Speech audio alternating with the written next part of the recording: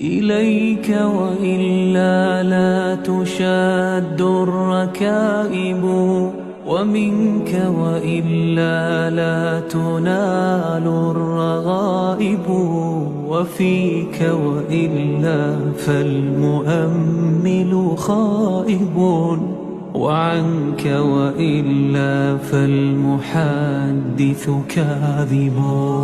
إليك وإلا